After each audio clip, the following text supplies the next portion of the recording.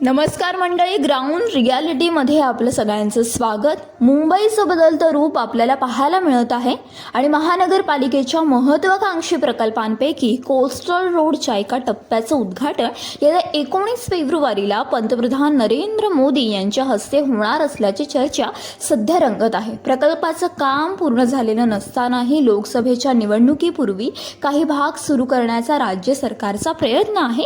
यावरून सध्या राजकीय वाद देखील सुरू आहेत. काही दिवसांपूर्वी आपण अटल सेतू पाहिला, त्याचं कौतुकही भरभरून होताना आपल्याला दिसतं आहे.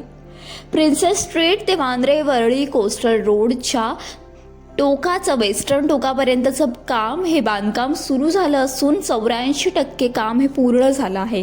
या मार्गिकेची लांबी 10.58 किलोमीटर आहे.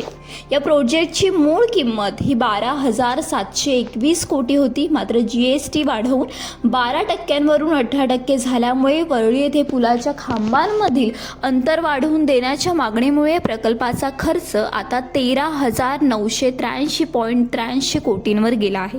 या बांधकामाचा खर्च आणि इतर प्रशासकीय शुल्क यांचा समावेश आहे.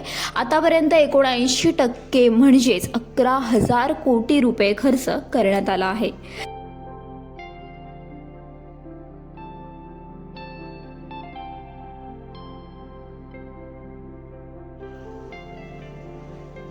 हा कोस्टल रोड 7.5 किमी लांब तर तब्बल 20 मीटर रुंद असेल. या रोडवर मरीन ड्राईव्ह प्रमाणेच बसण्यासाठी दगडांची सलग व्यवस्था असेल.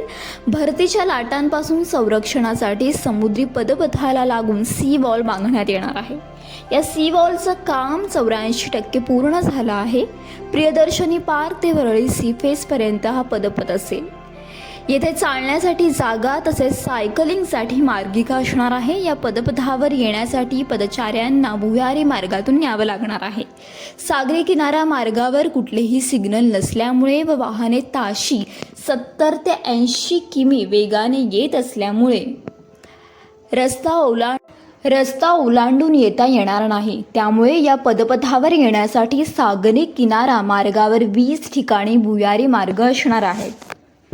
मंडळी, असेच जर नवनवीन व्हिडिओ तुम्हाला पाहायचे असेल तर ग्राउंड रियालिटी या माझ्या नवीन यूट्यूब चॅनलला नक्की फॉलो करा, सबस्क्राईब करा, लाईक करा आणि हे व्हिडिओ अनेकांपर्यंत शेअर करा. थँक्यू.